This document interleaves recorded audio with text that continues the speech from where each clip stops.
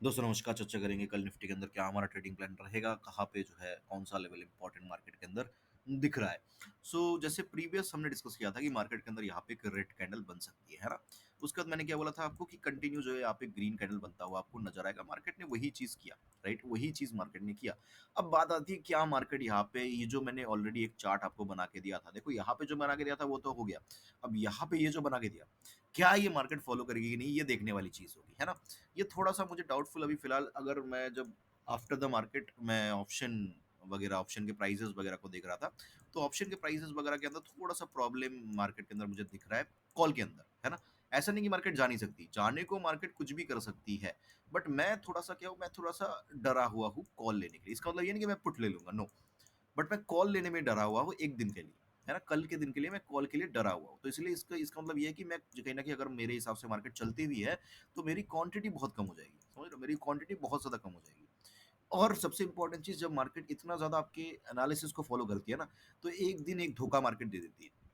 और जो एक अच्छा एनालिस्ट होता है ना, वो उसको समझ में आ जाता है कि आज तो धोखा देने वाला दिन है ना? और वो धोखा लेने के लिए राज़ी भी होता है, रेडी भी होता है। तो वही चीज़ है कि हो सकता है कल धोखा मार्केट मुझे दे दे, राइट?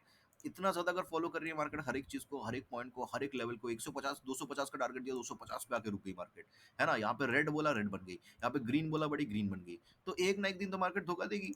तो वो धोखा हो सकता है ये कल का दिन हो, है ना? तो ऐसा लग रहा है। तो और एक चीज़, जैसे कि मैंने बोला, मैं कॉल में डरा हुआ हूँ। एक तो ऑप्शन के प्राइसेज़, दूसरा जो है वीकली टाइम फ्रेम, ठीक है? वीकली टाइम फ्रेम में बहुत बढ़िया कैंडल बन रहा है यहाँ पे, ये ग्रीन, ये ग्रीन, ये ग्रीन। बट ये जो ग्रीन कैंडल है ना, इसके अंदर ये जो विक है, ये थोड़ा-सा मुझे थोड़ा-सा डरा रही है ना? क्योंकि ये जो कैंडल है, ये कहीं न कहीं आने वाले टाइम में जो है इस तरीके से आके इस तरीके से क्लोज़ हो सकती है रेड के अंदर, समझ रहे हो? अगर ये विक जो है कहीं न कहीं छोटी होती, तो मुझे कोई दिक्कत नहीं थी। बट ये ऐसा है, थोड़ा-सा मुझे डर लग रहा है, ठीक है? बट एक पॉइंट तक, अगर मार्केट ने कुछ सर्टेन पॉइंट्स ब्रेक किए, तो फिर डेफिनिटली ये जो कैंडल मैं सोच रहा हूँ, ये जो डर मेरा है, ये डेफिनेटली मिट जाएगा और कहीं न कहीं ये कैंडल जो है ग्रीन में ही क्लोज़ होगी, कोई प्रॉब्लम नहीं है। तो मार्केट के अंदर 30-40 पॉइंट मुझे छोड़ देना पड़ेगा, उसके बाद जो है मैं आराम से कॉल की तरफ सोच सकता हूँ। ओके? बात कर लेते हैं 15 मिनट के अंदर किस तरीके से हम कामकाज कर सकते हैं मार्केट के अंदर।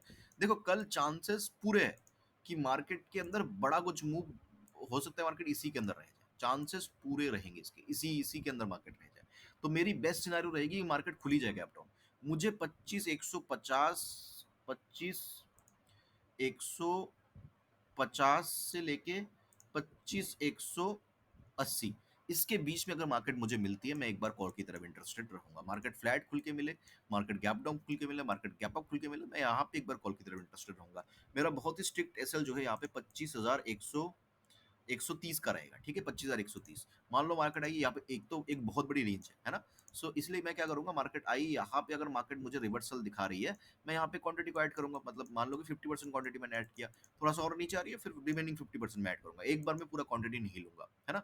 अगर मैं बहुत ज़्यादा श्योर शॉट हूँ, मतलब यहाँ से ऊपर चलने ही लगी, तो हो सकता है कि एक बार में ले लूँ।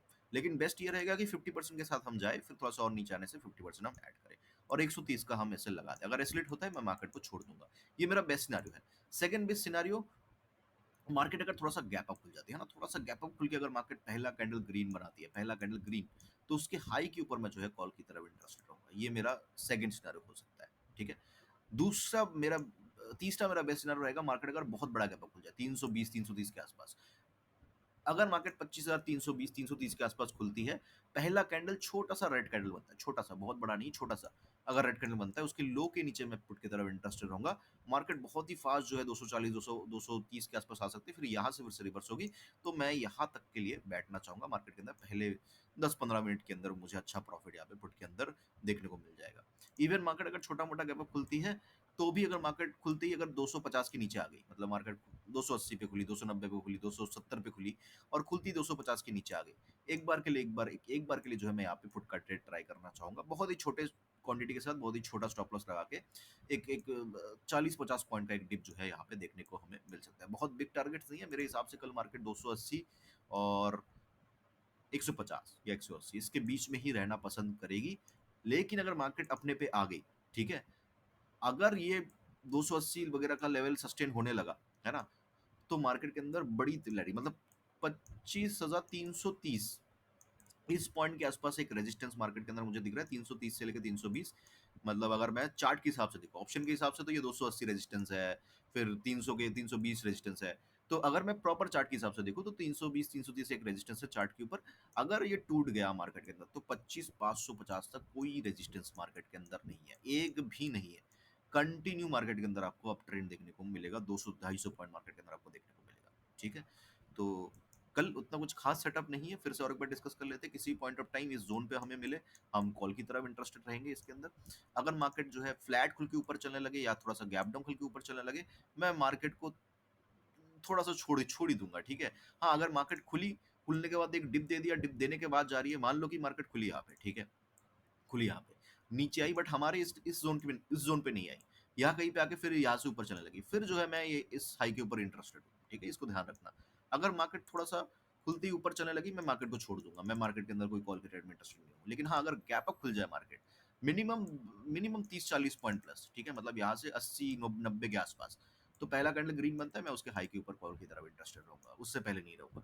और अगर मार्केट खुलते ही पहला कैंडल रेड बनता है और पहला ही कैंडल इसके नीचे आ जाता है, एक छोटा सा स्कैल्प 50-60 पॉइंट का, एक एक फास्ट मूव यहाँ पे हमें नीचे की तरफ देखने को हमें मिल सकता है। फिर से यहाँ से रिवर्स होने के चांसेस है, इसके अंदर घूमने के चांसेस मार्केट के पूरे रहेंगे। आई होप कि वीडियो आपको अच्छा लगा होगा, अच्छा लगा तो लाइक कर देना, कमेंट कर देना, सुनने के लिए आपका बहुत बहुत धन्यवाद।